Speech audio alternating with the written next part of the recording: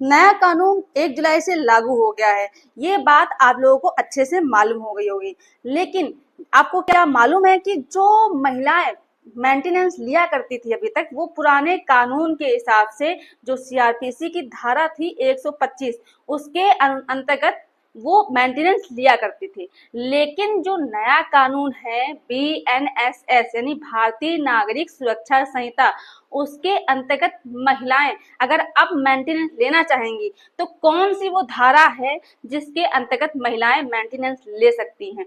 और दूसरी बात आपको बता दें कि जो अब नया कानून बना है इसके अंतर्गत जो पुरुष है उनको कुछ लाभ दिए गए हैं, जिसमें बताया गया है कि किस तरह से महिला को मेंटेनेंस पति को नहीं देना होगा।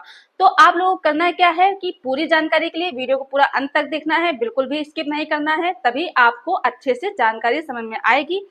दूसरा काम आपको ये करना है कि अगर आप नए हैं, वीडियो को पहली बार देख रहे हैं, तो ये आपका ही चैनल है, आप इसे सब्सक्राइब जरूर कर दें, साथ में बेल आइकन जरूर दबा दें, जिससे कि हम जो भी नई अपडेट डालें उसका नोटिफिकेशन आपके पास आता रहे और आप जानकारी प्राप्त करते रहें। नमस्कार दोस्तों, मैं एडवोकेट दिव्या, आपका आपके इस यूट्यूब चैनल में स्वागत है। तो अब हम आपसे मेंटेनेंस के बारे में बात करने वाले हैं। तो आपको बता दें, जो भारतीय नागरिक सुरक्षा संहिता की धारा 144 है, उसके तहत महिलाएं अब मेंटेनेंस का केस फाइल कर सकती हैं। और साथ में जब मेंटेनेंस का केस फाइल करेंगी तो उसमें पत्नी को 2 चीज को साबित करना पड़ेगा। अगर वो साबित कर लेती हैं तभी उनको मेंटेनेंस मिलेगा, अन्यथा नहीं मिलेगा।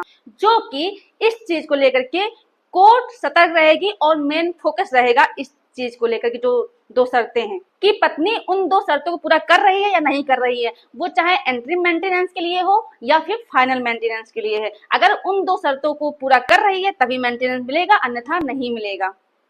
तो पहली जो शर्त है वो ये है कि पत्नी को ये साबित करना रहेगा कि वो मेंटेनेंस का केस फाइल कर रही है तो क्यों कर रही है, आखिर उसे मेंटेनेंस की क्यों इतनी ज्यादा जरूरत पड़ गई कि वो मेंटेनेंस का केस फाइल कर रही है, उसको क्या आवश्यकता है मेंटेनेंस की। और जो दूसरी शर्त है वो ये है कि वो बताएगी कि वो आखिर पति से अलग क्यों हो रही है, आखिर क्या रीजन है, क्या कारण है जो कि पति से अलग हो रही है।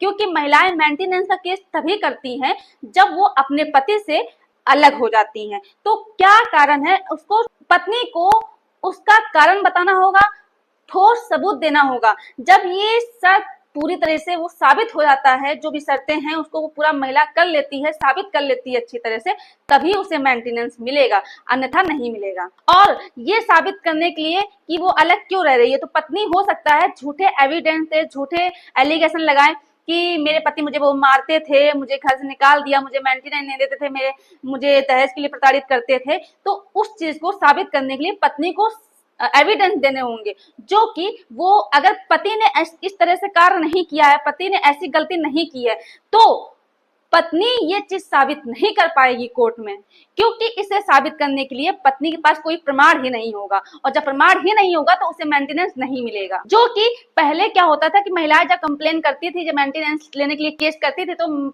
इतना कोर्ट ध्यान नहीं देती थी और मेंटेनेंस पति के ऊपर लगा देती थी।